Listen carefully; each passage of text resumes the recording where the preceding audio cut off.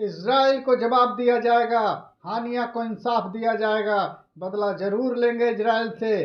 कहाँ इजराइल और हमास में समझौते की बात चल रही थी, लेकिन पता नहीं था कि इजराइल के दिल में बदले की आग तब तक नहीं बुझती जब तक वो बदला नहीं ले लेता। इतिहास अगर देखे तो इजराइल कभी भी चैन से नहीं बैठता जब तक दुश्मनों को खत्म नहीं कर देता।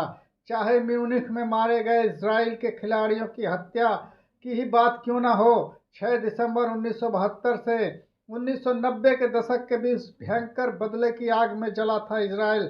जनता का गुस्सा चरम पर था। तो फिर क्या अब इजराइल बदल गया है? तो हरगिज नहीं। 7 अक्टूबर हमले के बाद अब तक इजराइल ना जाने कितने ही दुश्मनों को टपका चुका है, ना जाने हमास के कितने ही कमांडरों और जिहादियों को जहन्नुम पहुंचा चुका है। इजराइल कभी भी अपनी नीति बदल नहीं सकता।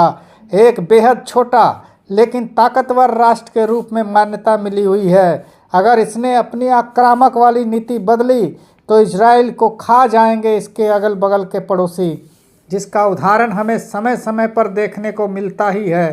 शांत रहने वाला और बेहद उच्च तकनीक के साथ साथ वेल एजुकेटेड लोग हैं इजरायली, लेकिन इनके वजूद को एक्सेप्ट नहीं कर पा रहे चंद देश, जबकि इनका वजूद पहले से ही है, इस्लाम आने से बहुत पहले ही। हम तो यही कामना करते हैं सभी आपसी दुश्मनी भुलाकर मानवता के लिए प्रयास करें और मिलजुल कर रहने का ठिकाना खोजें, वरना सर्वनाश तय है। अपने वजूद पर बेहद खतरा देखकर इजराइल कई देशों को मिटाने का मादा रखता है।